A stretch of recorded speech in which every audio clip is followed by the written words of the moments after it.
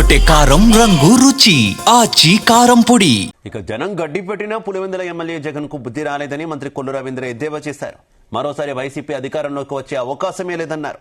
జగన్ కలలు కంటున్నారని, అవన్నీ పగటి కలలేనన్నారు.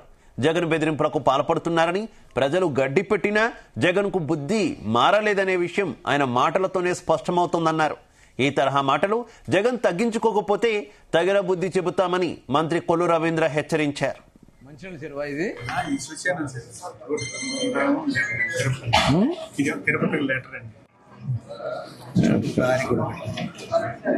చెప్తే కమిషనర్ అర్థంగా డబ్బులు అధ్యక్షులు నారా చంద్రబాబు నాయుడు గారు రాష్ట్రంలో ప్రజా సమస్యలని ఎప్పటికప్పుడు మనం తెలుసుకోవాలా, వాటికి ప్రతిదానికి కూడా ప్రభుత్వం జవాబుదారీగా ఉండాలనేది ప్రభుత్వం వచ్చిన దగ్గర నుంచి ఒక కార్యక్రమంగా తీసుకున్నాం.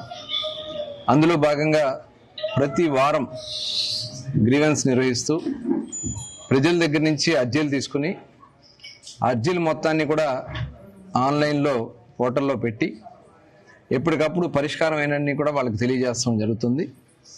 అందులో భాగంగా ఈరోజు మచిలీపట్నంలో ఈ కార్యక్రమాన్ని నిర్వహిస్తున్నాం. ప్రతి వారం వచ్చినటువంటి అన్నీ కూడా వాళ్ళకి ఇమ్మీడియట్గా మెసేజ్ వెళ్తుంది. అప్లోడ్ చేసిన వెంటనే దానికి మళ్ళీ వెంటనే ఆ పరిష్కారం అయినటువంటి సమస్యని వాళ్ళకి తెలియజేయడం జరుగుతుంది. ఎక్కడైనా ఇబ్బంది ఉంటే అది కూడా వాళ్ళకి తెలియజేయడం కూడా జరుగుతుంది. ఇది ఒక జవాబుదారితనం. గత 5 సంవత్సరాలు చూసాం జగన్మోహన్ రెడ్డి ప్రభుత్వంలో. కనీసం సమస్య చెప్పుకోవాలన్నా కూడా నాయకులు ఎవరు కూడా అందుబాటులో ఉండేవాళ్ళు కాదు. వచ్చి మాట్లాడితే వాళ్ళ మీద ఎదురు కేసులు పెట్టడం, దౌర్జన్యాలు చేయటం, దాడులు చేయటం. అది ఆనాటి ప్రభుత్వం, జగన్మోహన్ రెడ్డి ప్రభుత్వం. కానీ ఇవాళ ఒక మంచి ప్రభుత్వం, కూటమి ప్రభుత్వం. అటు సంక్షేమ కార్యక్రమాలు అందిస్తున్నాం, ఇటు అభివృద్ధి కార్యక్రమాలు చేస్తున్నాం. గౌరవ ముఖ్యమంత్రి గారు నిన్న కూడా ప్రభుత్వం వచ్చిన తర్వాత మేము పాలసీస్ తీసుకున్నాం. దానివల్ల ఎలాంటి ఇండస్ట్రీస్ ఇవాళ ఎంప్లాయ్మెంట్ రావడానికి 20 లక్షల మంది ఉద్యోగాల కల్పనే లక్ష్యంగా ప్రభుత్వం పనిచేస్తున్నాం. ఆ 20 లక్షల మంది ఎంప్లాయ్మెంట్ని క్రియేట్ చేయడం కోసం, ఇన్వెస్ట్మెంట్స్ని ఆహ్వానించడం కోసం, ఇన్వెస్ట్మెంట్ని పెద్ద ఎత్తున రావడం కోసం 20 పాలసీస్ తీసుకున్నాం. అలాగే కొన్ని అమెండ్మెంట్స్ కూడా చేసాం.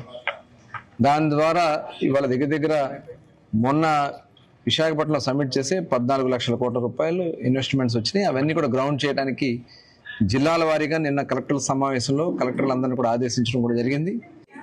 15వ వార్డా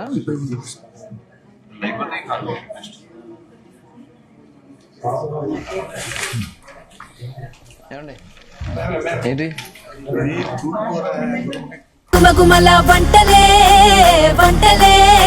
ఎర్రగొట్టే కారం రంగు రుచి ఆచి కారం పొడి.